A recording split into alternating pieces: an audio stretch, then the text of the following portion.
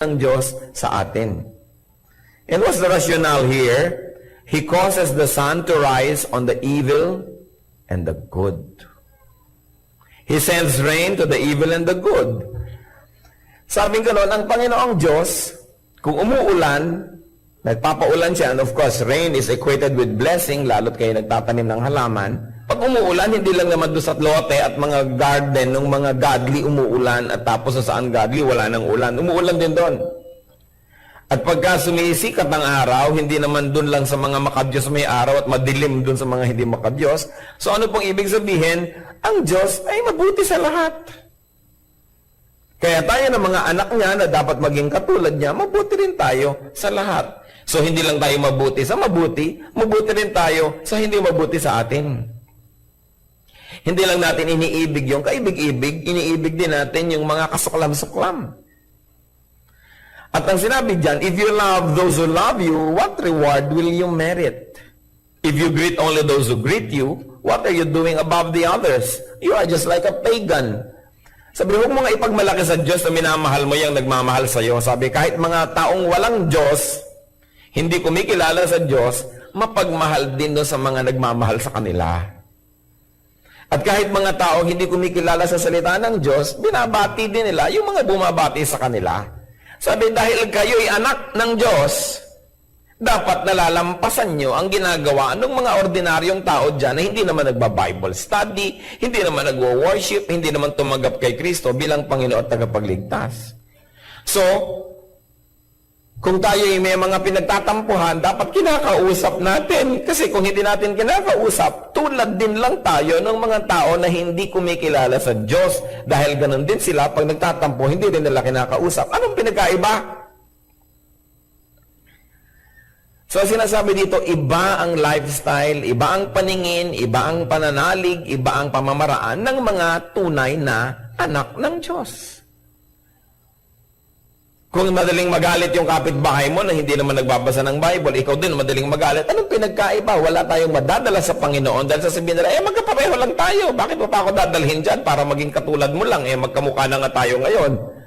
Kung sana nakikita ko na mas iba ka, mas asenso ka, yung hindi ko kayang gawin, nagagawa mo, hindi ko kayang patawarin, napapatawad mo, yung hindi ko kayang kausapin, kinakausap mo, baka maniwala ako na may kapangyarihan nga yung Biblia na yan at meron ngang tunay na Diyos sa iyong puso.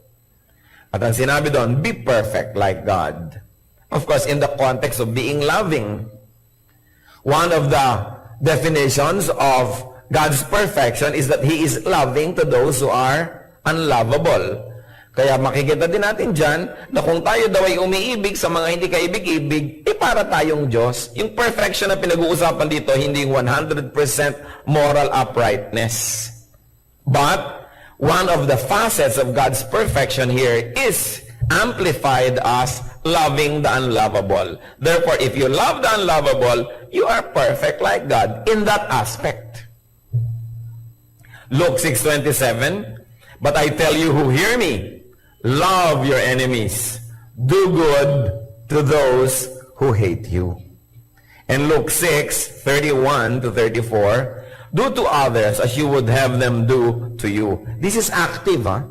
Yung mga iba po, do not do unto others what you do not want them to do unto you. So, ibig sabihin, wala kang gagawin, tahimik ka lang doon, huwag mo silang gawa ng masama, nang ayaw mong gawin din nila sa'yo. But Christian concept is not passive, it is active. Sabi, gawin mo sa iba yung gusto mong gawin nila sa'yo, hindi yung huwag mong gawin sa kanila, yung ayaw mong gawin nila sa'yo. Kasi kung lahat susunod nung huwag mong gawin, walang gagawin lahat ng tao, wala ring nangyari. Pero ang sinasabi, more than not doing anything evil, do something good. If you love those who love you, what credit is that to you? Even sinners love those who love them. And if you do good to those who are good to you, what credit is that to you? Even sinners do that.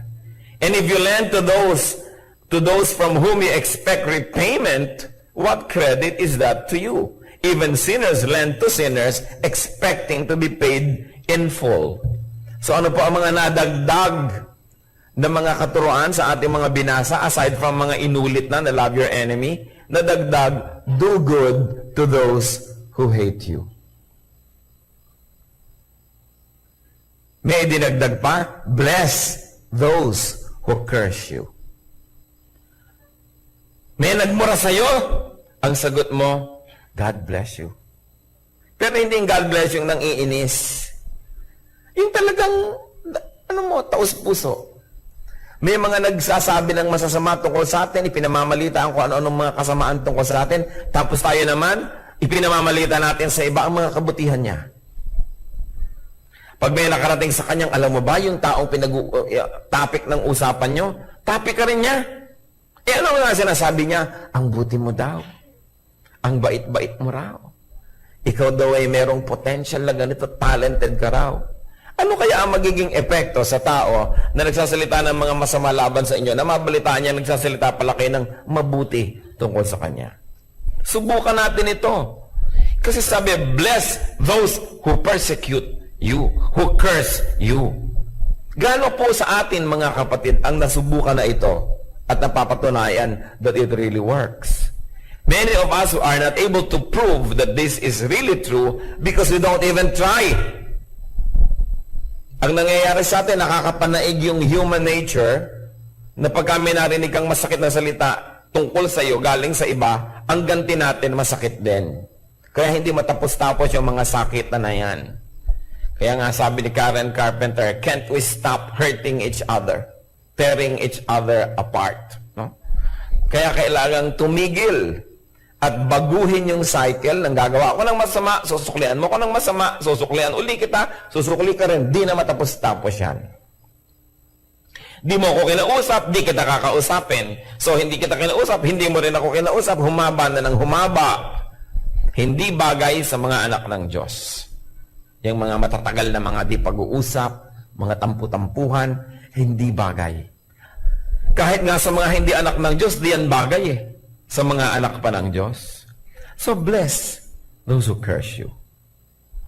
And then treat people the way you like to be treated. Sabi, do to others as you would have them do to you. In other words, treat people as you would like to be treated by others, and very especially, treat people as you would like to be treated by God. How do you like to be treated? Tayo po ba, anong tratong gusto natin na tatanggap sa ating kapwa? Nagkamali tayo, anong gusto nating matanggap na trato? Patawarin. Nagkulang tayo, anong gusto nating reaksyon ng mga tao? Punan tayo. Unawain at pagbigyan. Nasaktan tayo, anong gusto nating ginagawa ng mga tao? I-comfort tayo. Bigyan ng ginhawa. Nangangailangan tayo, anong gusto nating treatment? Tulungan tayo at bigyan. Gipit na gipit ka. Gusto mong may tumulong sa'yo na walang kondisyon, walang interest, at sinabing, sige na, pay when able, kung sakaling maging able. Yun ang gusto nating treatment. Napakahirap ng gipit na gipit ka na, pagkatapos mangungutang ka, tutubuan ka pa ng kutakot-takot, wala ka namang magawa dahil gipit na gipit ka na nga. Kaya sasabihin nila, naku, kumapit sa patalim. Ang tao daw nagigipit, sa patalim ay kumakapit. Bakit ka kakapit sa patalim? May Diyos. Kumapit ka sa Diyos. Yun ang pinagkaiba ng mga anak ng Diyos. Meron tayong choice. Bakit ka kakapit sa patalim? Di lalo kang napalubog. Ngayon, tayo po, yun ang gusto nating treatment sa atin. Paano nyo ngayon tinitreat ang kapwa? Nangangailangan sila. Lalo mo ba siyang gigipitin? Lalo't may property siya na gustong-gusto mo, yung ba ang pupunteriyahin mo na, sige, yun na lang ibayad mo kahit na luging-lugi na siya sa transaksyon. Nagkamali siya, gusto natin agad siya ay i-judge. Kinapos siya, ang gusto natin agad siya ay singilin. Paano ba natin gustong itrato tayo ng iba pag tayo nagkamali, tayo ang nadapa, tayo ang nagkulang? Ganon din dapat itatrato ang iba. Kung paano tayo natin gustong itrato tayo ng Diyos, Lord, nagkamali na naman po ako, patawarin niyo po ako. Paano pag yung iba naman nagkamali, di mo naman patatawarin? Kaya ang sinabi sa Matthew chapter 6, forgive people so that your heavenly Father will also forgive you. Sabi nga nung dasal, patawarin mo kami sa aming mga kasalanan, gaya rin naman ang pagpatawad namin sa nagkakasala sa amin. So, anong ibig sabihin? Lord, kung kuripot po ako sa pagpapatawad sa iba, maging kuripot din kayo sa akin. Kung binibigyan ko ng deadline at hangganan ng pagpapatawad ko sa kapwa, hangganan din ang ibigay niyo sa akin at deadline. Kung masyado akong istrikto sa aking kapwa, maistriktuhan niyo ako. Pero gusto ko po, Lord, ang luwag-luwag niyo sa akin dahil lagi naman ako nagkakamali, pues magiging maluwag din ako sa aking kapwa. Kung paano natin tinatrato ang iba, ganun ang hinihingi nating trato sa atin ng Diyos. So we want to be understood, be understanding. You want to be forgiven, be forgiving. You want to be cared for, be caring. Because what you give is what you keep. It is this paradox in life that you keep only what you give away. So when you give away love, you keep it. When you give away hatred, you keep it. So you keep what you give away. Therefore, you give away what you want to keep. Tayo nga kalaban ng Diyos sa ating kasalanan, sa ating patuloy na katigasan ng ulot, mga pagkakamali at pagkukulang. Ang totoo ay kalaban tayo ng perfection ng Diyos. Pero ganun pa man, minahal tayo at patuloy na minamahal. Matthew 6:14-15. For if you forgive men when they sin against you, your heavenly Father will also forgive you. But if you do not forgive men their sins, your Father will not forgive your sins. Ang dami pong nagkakaroon ng nervous breakdown, nagkakaroon ng depression, at kung minsan napopossess ng mga evil spirits. Pag sinuri ninyo ang background, napakalaking porsyento ng mga nade-depress, ng mga na-oppress ng mga evil spirits, at napopossess pa kung minsan, ang ugat is lack of forgiveness. Pag in-interview nyo, pag tinanong nyo, may malalim na galit sa magulang, sa kapatid, sa asawa, sa anak, sa kapitbahay, kung kanino man. Galit na tagal-tagal na nandun na, nag-ugat na, at kinain at nilaso na ang kanyang buong puso. Ngayon, bakit nagkakaganong-ganon? Bakit nade-depress? Bakit wala namang kausap, tumatawa? Malayo ang tingin, wala namang tinatanaw. Bakit ganon? Hinahanap si Crispin at si Basilio. Kasi hindi nagpapatawad sa kapwa. Ang sasabihin niyo, bakit naman? Hindi lang nagpatawad. Anong naging problema? Hindi rin pinapatawad ng Diyos. Kasi ang sabi, kung nagpapatawad ka sa kapwa mo, papatawarin ka ng Diyos. Kung di ka nagpapatawad, di ka pinapatawad. So, sino man sa atin? Ang may sama ng loob na kinikimkim. Meron tayong iniingatang galit sa puso. Meron tayong pagkamuhi. Meron kang kinasusuklaman. Hindi mo pinapatawad. Lahat ng mga dasal mo sa Diyos sa patawarin ka sa iyong pagkukulang, yun ay kung nagdadasal ka, hindi dinidinig. Kaya nagkasapin-sapin at nagkapatong-patong na ang utang mo sa Diyos. Kayo na nakaranas magkaroon ng utang sa bangko, alam nyo ang kahulugan nun. Nagipit ka na nga, kaya ka nagsangla. Kaya pala sinasabi, interest last month, interest next month, yung pala pinag-i-interesan ka. Kaya namatay ka na sa kababayad ng interest, dumami na ng dumami. Hindi ka nga makabayad ngayong buwan na to dahil gipit ka, lalong magko-compound pa. Lulubog ka ng lulubog, inilulubog ka dahil hindi ka pinapatawad at sinisigil ka. Bangko pa lang yon, nagpapautang pa lang yon. Yung Diyos sa langit, yung bangko ng langit, na ang dami-dami mong utang, hindi ka pinapatawad, nagko-compound, kaya ka lubog ng lubog, dumadali naman kay Satanas na paglaruan ka, siklot-siklotin, dahil wala kang proteksyon. Walang grasya ng Diyos, dahil hindi ka pala pinapatawad. Ang dahilan, hindi ka kasi nagpapatawad sa iba. Kaya yung maraming mga causes ng sobrang psychological and emotional illnesses is bitterness. Lack of forgiveness. Una, pag hindi ka nag-forgive sa kapwa, nalugi ka dahil hindi kayo naging friendly. Nalugi ka dahil yung pwede niyang tulong na ibigay sa'yo, hindi niya naibigay. Yung sayang pwedeng ibigay niya, hindi niya naibigay. At yung gusto mong ibigay sa kanyang pagmamahal, hindi mo rin naibigay. Nakikim-kim na hihirapan ng loob mo. Pero may mas malaking lugi. Kasi yung hindi natin pagpapatawad sa iba, hindi tayo napapatawad ng Diyos. Dami ng dami, dami ng dami. So para ba yung sinasabi mo na humihingi naman ako ng tawad pero pinapatawad ka ba? Sinabi na nga if you do not forgive men their sins, your Father will not forgive your sins. Lumalaki lang lalo ang utang, parang naisubukan nyo, may utang kayo sa bangko, ang laki-laki na, kahit maghulog kayo ng konti, tas hindi nyo na ituloy-tuloy, wala, kinain lang nung dating utang nyo yung naihulog nyo, nawala rin. Gaano karami ang utang natin sa Diyos? Baka naman dasal kayo ng dasal araw-araw, patawarin niyo po ako sa pagkakamali ko kahapon, kanina. Akala nyo nga napatawad dahil meron pala tayo hindi pinapatawad. Tatandaan nyo ito, verse 15, Matthew 6. If you do not forgive men their sins, your Father will not forgive your sins. And this is Jesus saying it. Kaya mahalagang mahalaga, magpatawad tayo dahil tayo'y banal. At kung hindi naman tayo talaga ganong kabanal, magpatawad tayo dahil tayo'y wise. Dahil kung hindi tayo nagpapatawad, we burn the bridge over which we too must pass. Sa kahigpitan mo sa kapwa, ayaw mong paraanin, sinunog mo ang tulay, pati ikaw, wala ka ng madaanan. And it is the bridge of forgiveness that we all need. So kung ano sa prayer, ganon din sa ibang larangan. No? Pag tayo nagpapatawad, pag tayo gumagawa ng mabuti, nagiging mabuti ang nangyayari sa atin.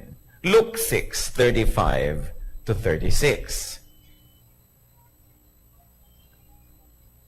But love your enemies.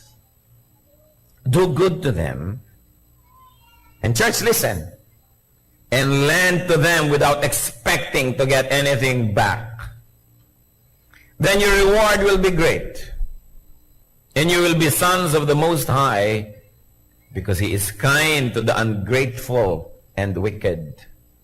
Be merciful, just as your Father is merciful. Napakalalim naman ng Christianity.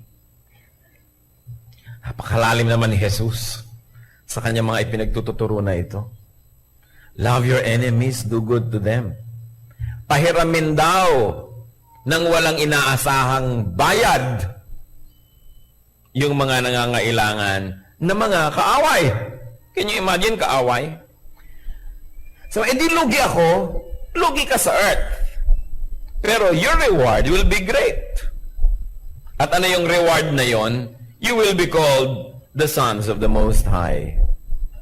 Therefore, lahat ng ipapamana ng Diyos sa kanyang mga anak, lahat ng inireserba niyang blessing sa kanyang mga anak, ay mapapasayo. Nalugi ka lang sa taong ito, pero panalo ka naman sa ibinigay ng heaven, kaya hindi ka talaga lugi. Sabi na, be practical. Yes, we should be practical. Sundin niyo ang Diyos kasi siya ang practical. Akala ng iba kasi ang maging practical, maging tuso, lamangan mong kapwa mo, practical ganon. Sa palagay niyo ba, itong itinuturo ni Lord, hindi pwedeng i-practice as in practical, pwedeng ma-practice? Pwede. Nauna na nga siya. Ang daming kasalanan ng tao laban sa Diyos, anong ginawa ng Diyos? Siya ang nagkatawang tao, binayaran pa yung kasalanan ng mga tao, para yung mga tao ay huwag nang singilin at mailigtas niya. Kaya pag nagpaligtas ka kay Jesus, ligtas ka na. Pinabayaran mo sa Kanya yung utang mo, bayad na. Practical. It can be done. It can be practiced. Why? Because God is merciful. Mahabagin. God is just. But God is merciful as well. Kaya sabi kayo, para matawag ng mga anak ng Diyos, dapat kayo mahabagin. Kasi ang ama nyo ay mahabagin. Yung kasing concept ng ama, ibig sabihin, genetically speaking, kung ugali ng magulang mo, ugali mo, yung korte ng noo niya, korte ng noo mo. Kasi magulang mo yan. So kung yung magulang mo sa langit, mahabagin, di dapat mahabagin ka rin. At pag nagiging mahabagin ka na, nagbibigay ka sa hindi makakapagbayad, natatawag na, oo nga, anak nga yan ng Diyos. Kasi nga ang Diyos nagbigay sa mga tao na kahit ano naman ang gawin ng tao, di rin niya kayang magbayad. Kung tayo nagbibigay lang sa nagbabayad, di ganon din ang gagawin ng Diyos sa atin. Di hindi tayo bibigyan kasi hindi naman natin kaya magbayad. Alam niyo kung bakit marami mga tao ay napakahigpit ng buhay, parang sikip-sikip ng mundo? Kasi ang sikip din nila tang higpit sa iba. Bakit lagi na lang kapos? Kasi wala nang ginawa nga, kundi waisan na lang yung kapwa, lamangan ng lamangan. Ang ending, wala rin. Diyan sa mga nanglalamang na yan at mga nandadaya, yun at yun pa rin ang problema. Pera pa rin.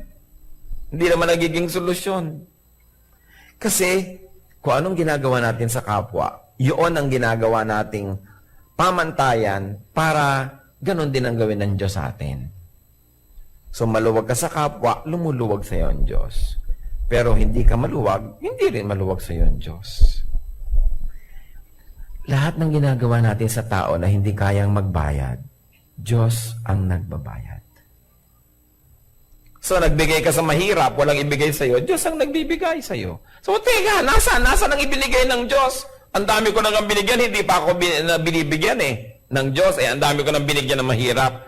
Saan galing yung ibinigay mo to begin with? Di ba sa Diyos? Na-advance na. Pagkatapos kumisan, bibigyan ka pa ng dagdag. Sabi mo, ay, bumalik. Pero kahit na hindi bumalik, saan ba galing yung ibinigay nyo? Di ba sa Diyos na nga galing yon? Sabi nga sa Bible, you were not born with anything and you cannot take anything out of this world. So everything that we think we have is really from God. So nagbigay ka na, hindi bumalik, hindi para sa iyo yun. Kaya inabot sa iyo ng Diyos para iabot mo sa iba. Kasi ang Diyos naman marunong ng arithmetic, alangan namang hindi. At ang Diyos, ayaw niyang may utang siya sa tao, di ba sinasabi niya, tulungan niyo yung mahihirap, tulungan niyo yung mga mahina, yung mga hindi kaya magbigay. Di nagbigay ngayon tayo. Di inaari ngayon ng Diyos na utang niya yon kasi siyang may utos Di ba kung meron may nagsabi sa atin, pautangin mo yan, pautangin mo yan. Ikaw na ngayon ang may utang doon sa sinabihan mo kasi sinunod ka Kaya ganyan yung mga garantor, sige, bigyan mo yan, ako mag-guarantee, hindi ka binayaran, si garantor ang magbabayad. So si Lord, sinasabi niya, bigyan mo yan, bigyan mo yan, bigyan mo yan. Siya yung garantor. Yung mga pinagbibigyan natin, hindi nagbayad lahat. Di Diyos ang magbabayad, siya yung garantor Do you think magpapalaypas ang Diyos ng isang araw na may utang siya sa tao? No, God siya Kaya walang kalugihan na sundin yon. Ano po ang teaching dyan? Lend to your enemies without expecting payment. Bakit naman without expecting payment? Because no expectation means no disappointment. No expectation means the possibility of a pleasant surprise. Binigyan mo, hindi mo na inaasahang magbabayad. Hindi ngayon nagbayad, hindi ka nabigo. Kasi hindi mo naman inasahan Ngayon, dahil hindi mo inasahan, biglang nagbayad pa, di surprise. Lalong naging positive, pero kahit wala, sabihin mo yung ibinigay ko dyan, galing na naman sa Diyos yun So actually, wala na akong dapat na intayin pa kasi yun nga, in advance na ng Diyos. Bakit mag-iintay pa ako ng kapalit? So, kung tayo po'y nangangailangan at dumarating sa panahon, alam nyo, sabi nga nila, weather lang yan. Panahon. Ngayon, akala mo malakas ka, laging ganon. Hindi naman laging ganon Mabuti nga kung laging ganon. Dumarating yung panahon na tayo nangangailangan. How would you like to be treated? How would you like to be lent to? How would you like to be given? How would you like to be collected from if you are the needy person? Di ba gusto natin easy terms? Gusto natin yung maluwag, yung magaan, hindi masyadong mahigpit. Di ganun tayo sa kapwa. Kasi ganun din ang gagawin trato ng Diyos sa atin. Ano magiging resulta pag sinunod natin yan? Great reward. Being identified and called as God's children. And what's the rationale? As we have already mentioned, because God is kind even to the ungrateful and the wicked. Ang tunay na kabutihan ay hindi namimili kung kanino ibinibigay. Ang tunay na kabutihan ay mabuti dahil siya ay mabuti. Hindi yung mabuti lang ako dahil mabuti ka sa akin. Pero pag di ka mabuti sa akin, hindi na ako mabuti. Ibig sabihin, hindi naman talaga ako mabuti. Kasi yung mabuti, mabuti siya kahit sino ang kaharap. Kasi mabuti siya Hindi naman siya salamin. So salamin ako, kung humarap ay kabutihan, kabutihan din ang magre-reflect. Pero kung kasamaan ang humarap, kasamaan din ang magre-reflect. Yung kabutihan, hindi naiiba yon kung sinong kaharap. Tulad din ng kagandahang asal. Hindi ang ganda-ganda ng mga asal mo pagka ang kaharap mo, amo. Pero pagka ang kaharap mo na, yung ikaw na ang amo, wala ka ng asal na maganda. Ibig sabihin, hindi talaga maganda yung asal mo. Namimili. Kaya ang atin pong laging panalangin, maging likas sa atin yung kabutihan. Hindi yung mabuti ka sa Kanya dahil may inaasahan ka, may mapapala ka. Kundi dahil kasi, mabuti ka talaga. At yon ang isang goal ng ating buhay. Hindi lamang maging mabait, kundi maging mabuti. May pinagkaiba yun. So Christ and Christian teaching does not only repair, but more than that, recreates the person. Pag sinabi, love your enemy, sobrang revolutionary na ideya yan. Hindi lamang niya nilalagyan ng bagong palamuti ang iyong buhay, hindi ka lamang binibigyan ng konting makeover ng Diyos, iniiba ka na buong buo. Dahil ang natural sa tao, dahil sa kasalanan, is to hate your enemy, to do evil to those who do evil to you, gumante. Pero ang sinasabi ng Diyos, maging iba kayo, kasi hindi kayo mga taga-sanlibutan, kayo yung mga anak ng Diyos. 2 Corinthians 5:17. Therefore, if anyone is in Christ, he is a new creation. The old has gone. The new has come. Kaya dapat tinitingnan natin sa sarili, nagpapatawad na yata ako sa mga hindi ko pinapatawad noon. Totoo nga, the old has gone. The new has come. Pero kung ganun pa rin ang ugali natin, baka hindi nagkaroon ng new creation. Importanteng dibdibin ang ibig sabihin ng maging anak ng Diyos. Christ brings not just a rearrangement, but total reconstruction of our personality. A total change of attitudes. A total change of lifestyle. A one-half Christian is a one-whole nonsense. Dapat buo. Hindi ka prakapraso. Buo. Sa Galatians 2:20, I have been crucified with Christ, and I no longer live, but Christ lives in me. The life I live in the body, I live by faith in the Son of God, who loved me and gave Himself for me. Dahil ibinigay ni Kristo ang kanyang buhay para sa atin. Nung tinanggap natin yung buhay na yon, na buhay na walang hanggan, galing kay Kristo, tumigil na tayong mabuhay para sa ating sarili. Nagpalit tayo Lord, eto yung buhay kong masama sa inyo na, at please, mamatay po kayo para dyan, bayaran nyo. At yung buhay niyong mabuti, amin naman, na akin na, ibigay nyo sa akin. Eto yung katawan ko, eto na yung marumi kong espiritu. Eto naman, ibigay nyo sa akin yung malinis nyong espiritu. So, mamamatay kayo dahil sa akin, therefore, mabubuhay kayo sa pamamagitan ko. At mamamatay din ako sa dati kong sarili dahil sa inyo. So, ang totoo niyan, pag tinanggap natin si Kristo, pareho tayo namatay. Namatay si Kristo para sa ating kasalanan, ibinigay sa atin ang kanyang buhay, tayo naman namatay na sa dati nating buhay at ibinigay na natin sa kanya ang ating buong pagkatao para yung buhay niya na naputol dahil namatay para sa atin, magtuloy naman sa atin. Nalipat. Kaya sabi niya, I no longer live, but Christ lives in me. So, di lugi ka, yung buhay mo nawala. Ano naman ang dapat mo ipanghinayang yung buhay na yun pang impyerno? Kaya nga kinuha na ni Kristo para hindi na yun ang buhay mo, ibinigay ngayon sa'yo yung buhay niya. Sasabihin mo, di lugi ka, buong buhay mo, hindi mo nasusundin yung gusto mo, si Kristo na. Gaano ba kahaba ang buhay ko? 70 years, 80 years, 100 years? Okay na yun, ibigay ko sa Kanya. Binigyan naman niya ako ng eternal life na kapalit. So, hindi ako lugi doon. At saka, hindi naman laging mahirap sundin si Kristo Mahirap lang sundin sa umpisa. Pero pag pinayagan kong mangyari ang gusto niya, naiiba na ako. Na ang pagsunod kay Kristo ay hindi na mahirap gawin, kundi nagiging pleasure, nagiging joy. Dahil totoong naiiba pati ang taste natin. Kaya sabi dito sa Galatians, I no longer live, but Christ lives in me. So kung nung araw na ako ang nakatira dito sa katawan ko, gumawa ka ng masama, gagawan din kita. Pero teka, born again na ako eh. New creation na ako. Si Kristo nang nakatira dito. So yung ginawa mong masama, susuklihan ko ng mabuti kasi si Kristo, yun ang ginagawa niya at yun ang gusto niya mangyari. Kaya nahihirapan tayo dahil dalawa yung nakatira. Kumisan, tatlo pa. Inalis mo na yung buhay mo, buhay mo na si Kristo sa'yo, tapos mo, teka. Halika muna, old self, bumalik ka dito, sumiksi ka dito, at lalabanan natin si Kristo dito. Kaya kuminsan, ang gulo ng buhay natin. Nagtatalo yung loob natin, nagdadalawang loob tayo, dahil dalawa yung pinapatira mo, may tatlo pa. Sa taning, halika muna dito, sandali. Sumali ka rin dito sa gulong ito.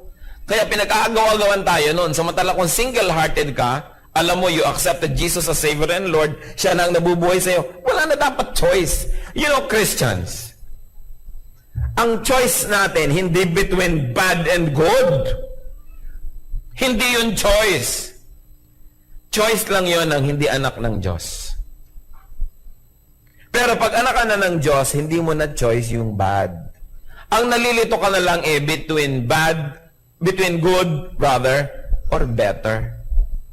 Litong-lito ako kung anong gagawin ko. Sabi ng kaibigan mo, Alin, namimili ka between bad and good? Hindi. Ba't ako mamimili? Hindi ako namimili ng bad. Pwera na yan sa choices. Eh, anong nakakalito? Kasi yung gagawin ko, nalilito ako kung good o better. O good, better, or best. Doon lamang namimili ang anak ng Diyos. Hindi kasali yung bad sa choices. So, ginawan ako ng masama nito. Hinagisan ako ng granada. Ano kaya ang ipapadala ko sa kanya? Tinapay? Tinapay na may palaman? O tinapay na may palaman at kasamang juice? Litong-lito ako. Kung good, better, o best. Dapat ganun ang choice natin. Kahit alin kasing piliin mo, hindi ka pa rin nagkasala. Hindi yung, ano kaya ang pipiliin ko, asawa ko o yung iba. Hindi ganun din iisip ng Kristiyano. Diba? Yun na yun. Gagawa ko kaya ng masama o mabuti? Hindi pang Kristiyano ang ganung pag-iisip. Sinabi na nga, I have been crucified with Christ. I no longer live. Di ba may pelikula dating, Alice doesn't live here anymore. So pag may kakatok sa pinto mo, si Satanas, sabi, huy, kaibigan, ang pangalan mo halimbawa Christy.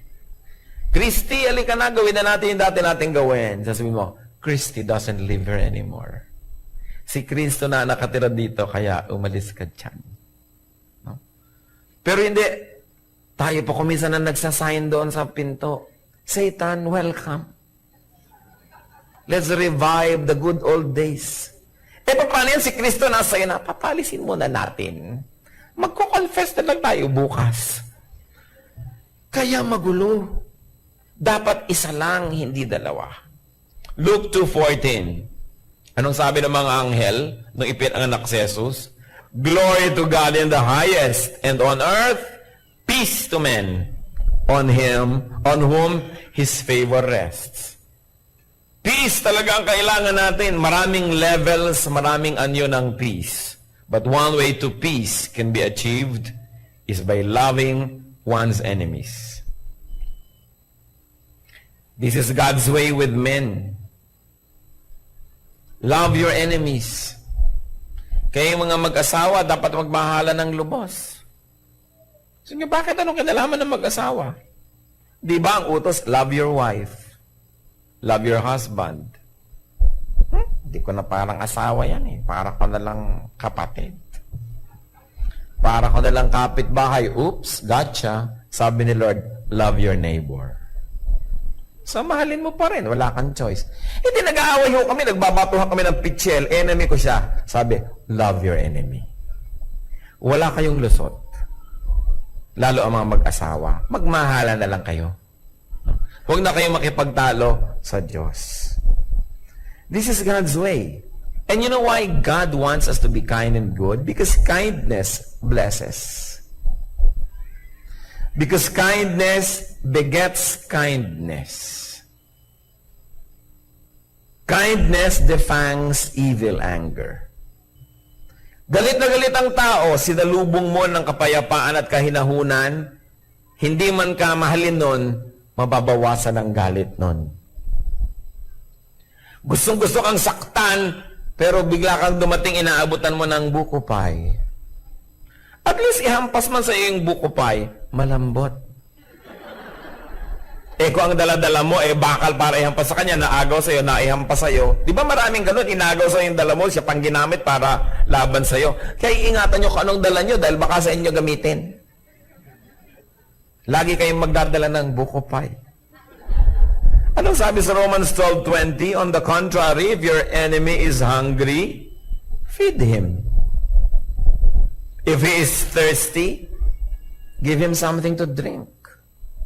In doing this, you will heap burning coals on his head. So, gumawa doon ng mabuti.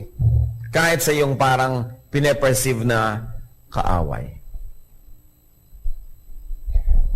Si Don Pasiano Rizal,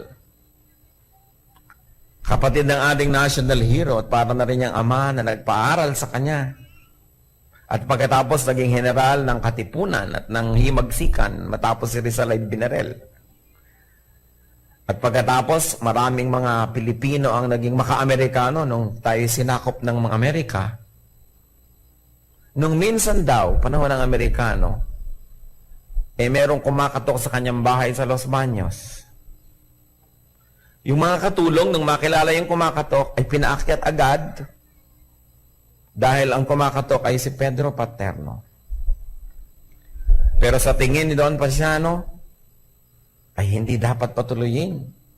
Sapagkat ito, naging mga federalista, naging mga maka-Amerikano agad. Sabi daw ni Don Pasiano, sa loob ng kanyang kwarto, hindi siya lumalabas. Kung ang kumatok sa ating pintuan ay mga hampas lupa at mga lubos na mga kasuklam-suklam na mga tao, paaakyatin niyo ba sa ating bahay para painumin? Sabi doon ng mga katulong, hindi po. Bueno, pababain si Ginoong Paterno at painumin sa tarangkahan. Ganun daw ang ginawa. Kasi perceive niya nakaaway ng bayan eh. Pero, pinainom pa rin. Hindi na lang doon sa honored place sa kanyang sala. Sabi, if your enemy is hungry, feed him. If he is thirsty, give him something to drink. Siyempre, hindi naman gospel truth yung ginawa ni Don Pasiano Rizal. Ang sinasabi lang natin, nagpainom pa rin. Meron pa siyang basic na pagkatao. Hindi komot, hindi niya tinatao yung dumating, hindi na rin siya magpapakatao. Nagpakatao, wala na lang nung mga dagdag na mga nice things. Ang sinasabi, love your enemy. But this is the most blatantly broken command, probably.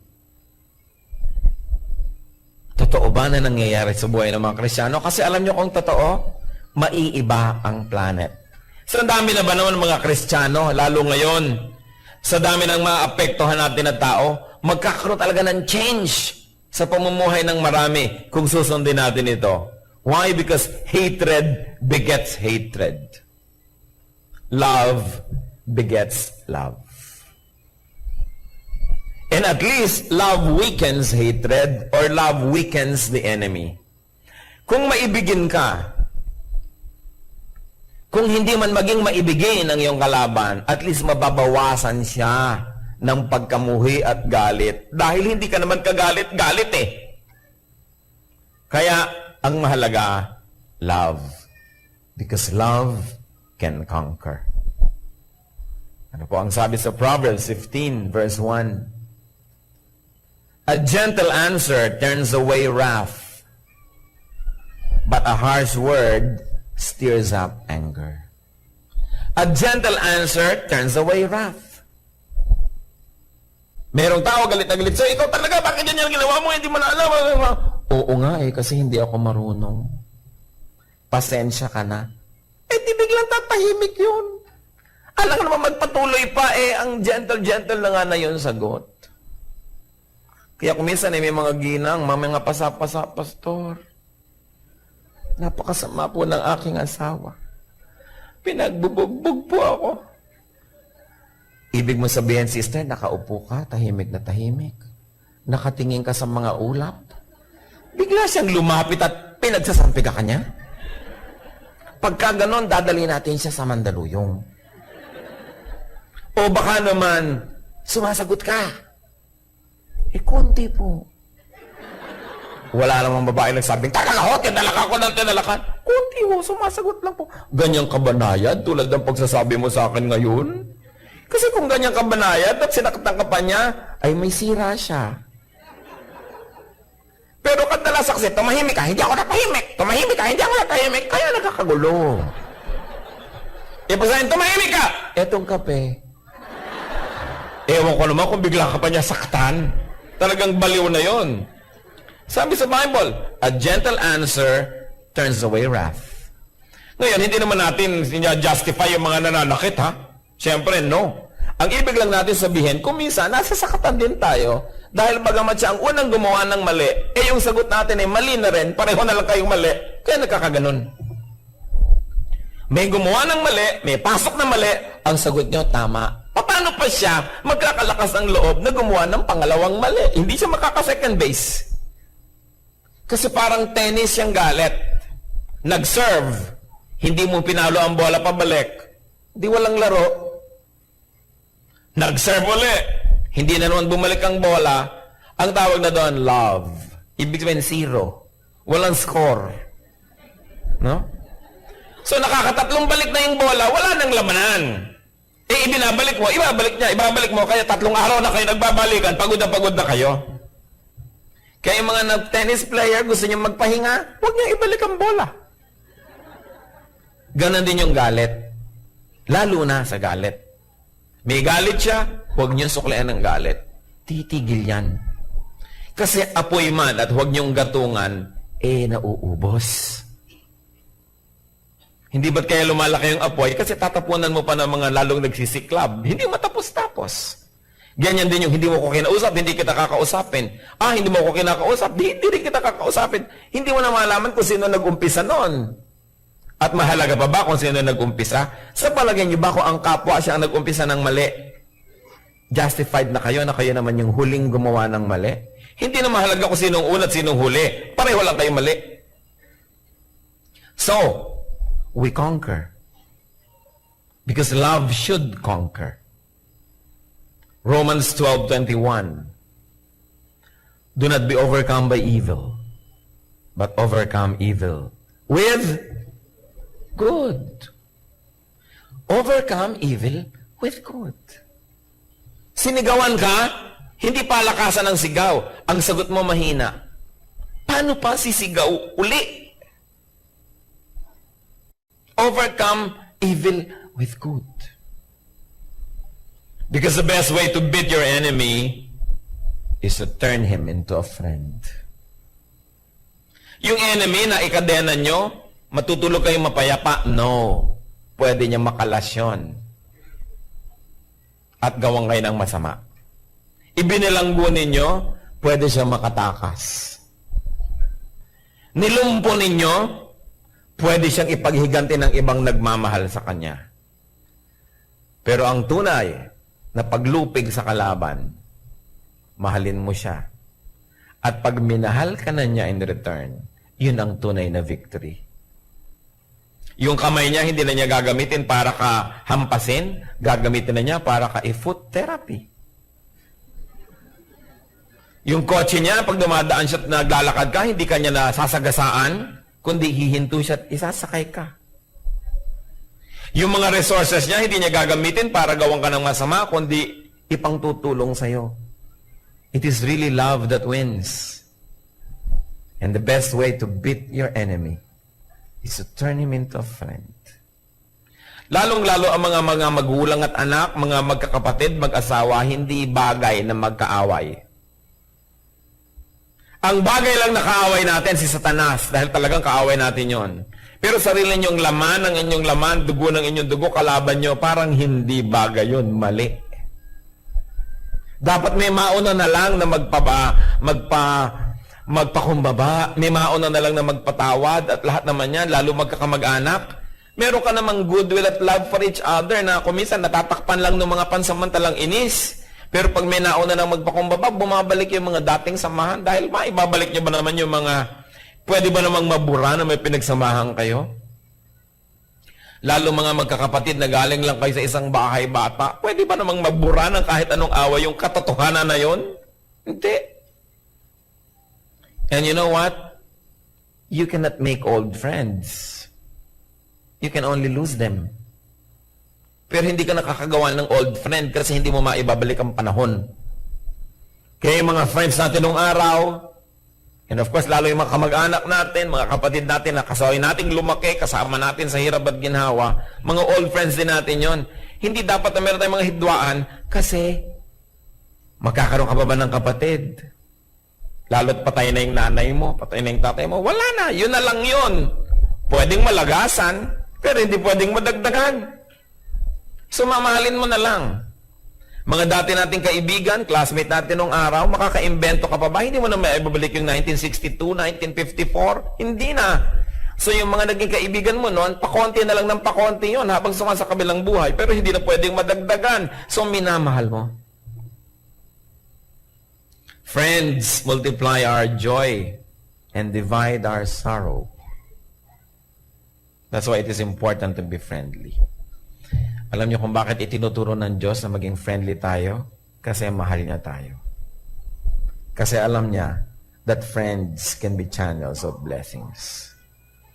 Parang mga magulang na tunay na nagmamahal sa anak, hindi mo itinuturo maging suplada yung anak mo, maging masungit, maging mataray, maging ganito, maging ganyan. Kasi maraming mayayamot. Pero tinuturoan mo siyang maging mabuti, mapagpakumbaba, para maraming matuwa sa kanya at maraming magmahal, hindi lang ikaw. Yun ang magandang pagmamagulang. Dinadamihan mo ang mga iibig sa iyong anak, hindi yung tinuruan mo maging tamad o tinolerate mo, ng tao na kasama na inis.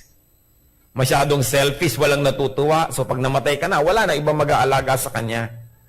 Kaya yung magulang natin sa langit, tinuturuan tayo maging mapagpakumbaba, maging mabuti. Kasi alam niya, pag ganun tayo, dadami pa ang magmamahal sa atin. Hindi tayo ipinapalugi ng Diyos, ipinapatalo na magpakumbaba ka, magpasensya ka. Bakit kayo papatalo ng Diyos? Mahal ka niya. Pinapapanalo nga tayo Kasi alam ng Diyos na ang tunay na panalo is when you turn your enemies into friends. That's the real victory in life. Dear Lord, salamat sa mga paalala niyo. Salamat sa katotohanan na mahal niyo kami. Na mga itinuturo niyo sa amin na hindi kalugihan, kundi ito yung mga kalakasan. Turuan mong makita namin yung katotohanan na to. Tanggalin mo, Panginoon, ng mga takip sa aming mata. Sa pagsuko namin na aming buhay, ipakita mong mga napaka-practical na katotohanan sa iyong mga katuruan. Na ang pagsunod sa iyo hindi kalugihan, kundi tagumpay pa nga.